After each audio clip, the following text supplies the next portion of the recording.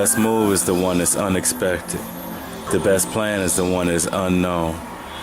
In order to achieve formlessness, there's only 3 ways you can use this proverb.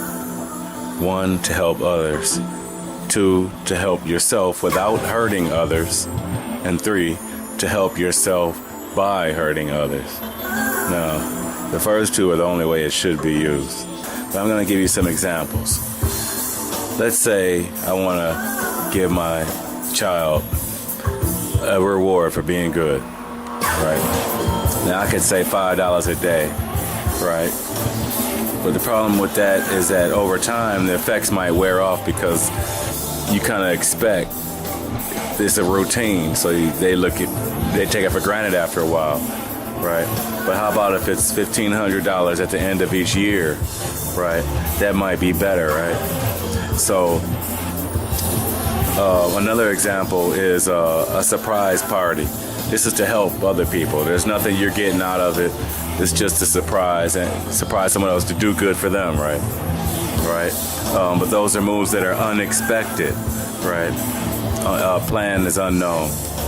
So the second way is to help yourself, but without hurting other people, at least their lives. I mean, you might be in competition in like a job or career or even personal business. Like neighbors have information about real estate and one buys and the other ones might be a little salty, you know, or guys might know a connection for a job and one will just take it, or maybe a girl that they all were looking at and one moves on her first, and right, and so that's personal business. But then there's job, right? So 2 examples could be like 2 burger places, Bob's Burgers and Rob's Burgers, and Bob's Burgers is doing way better, right? And so they're not really crushing anybody's life or killing anybody or stealing from them. They're in the competitive market, following the law and doing what's moral. So that's fair game, right? And a job interview is no different. You're getting the job and somebody else is not getting the job. Matter of fact, many other people are not getting the job. So that's using it to help yourself, but without hurting others. Technically, you're not hurting others according to the law and according to what most people would say morally, right? But the third one would be to help yourself by hurting others, right?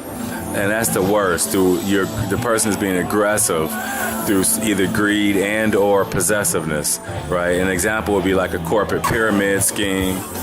You know, a person at the top is taking money from all these people, fooling them, making them think they're making money and they don't. Right. Another one would be like spouses that murder each other because they want insurance money, or the one has a mistress and they don't want them to get a divorce because they'll lose their stuff. Where it'd be a combination of possessiveness and greed. Right. And the reason I say you gotta study number 3 still, you say, well, I gotta study what's evil, because you gotta be prepared for it. That's the main thing. And that's really one of the most important of the 3 to study. The first 2 don't require as much. They're like autopilot. So, episode 24, Art of War.